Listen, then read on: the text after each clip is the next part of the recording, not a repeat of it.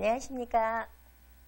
오늘은 화장품의 종류 및 사용 방법에 대해서 알아보도록 하겠습니다.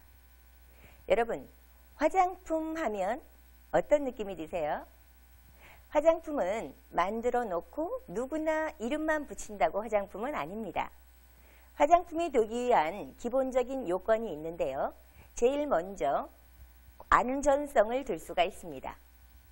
피부에 화장품을 도포를 했을 때 피부에 대한 자극이 있거나 또는 알러지가 발생하거나 또는 독성이 없어야 되겠습니다. 두 번째는 안정성을 들 수 있는데요. 제품을 보관할 때 변색이 되거나 또는 변질이 되거나 변취가 되거나 미생물에 대한 오염이 없어야 되겠습니다. 세 번째는 사용성을 들 수 있는데요. 화장품을 피부에 도포했을 때 사용성이 부드럽고 매끈하며 피부의 흡수율이 매우 좋아야 되겠습니다. 네 번째는 유효성인데요. 요즘은 화장품에 대한 기능들이 굉장히 높아지고 있죠. 그 기능들이 제일 먼저 보습이 좋아야 되겠고요. 노화 억제를 해주는 기능 또는 미백 기능, 주름 개선 기능, 그 외에 다양한 그 기능들을 가지고 있는 유효성이 입증이 되어야 화장품이라고 볼 수가 있겠습니다.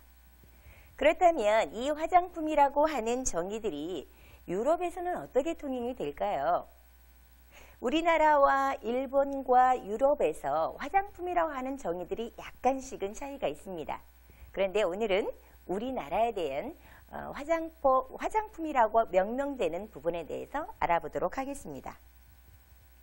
우리나라는 화장품이다 이렇게 얘기를 하면 인체를 청결히 미화하고 매력을 더하며 용모를 밝게 변화시키거나 피부나 모발의 건강을 유지하고 또는 증진시키기 위한 물품 이렇게 정의를 내리고 있습니다. 그렇다면 여러분, 의약품과 화장품의 차이는 뭘까요? 의약품은 인체에 효과가 있다면 약간의 부작용이 있어도 그게 가만히 듭니다. 그런데 화장품은 인체에 도포했을 때 유효 성분이 있다고 하더라도 화장품에 대한 부작용이 있다. 그러면 절대 화장품이라고 인정을 못 받습니다.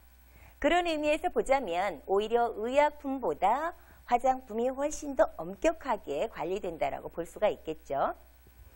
그런데 화장품 중에서도 우리 이 피부에 바르는 게 바로 기초 화장품입니다. 그 이외에 메이크업 제품 또는 색조 제품들 다양하게 있는데요. 저희들이 알아볼 것은 기초 화장품에 대해서 알아보도록 하겠습니다.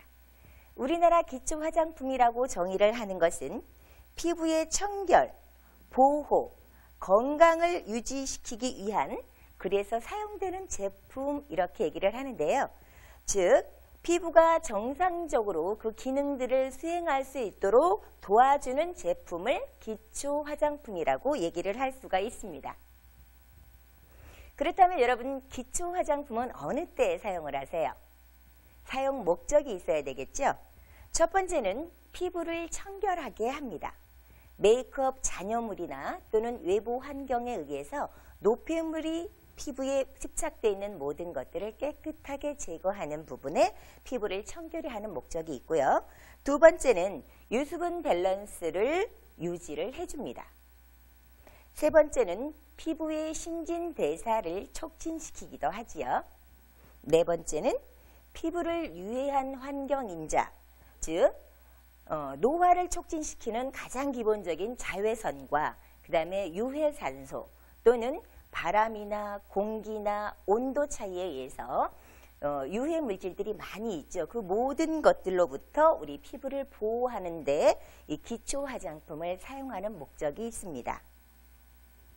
보통 1980년도는 수분 공급에 의한 그래서 원료가 히알루론산이 개발이 되고 많은 화장품 부분에 있어서 수분 공급의 목적이 있었다.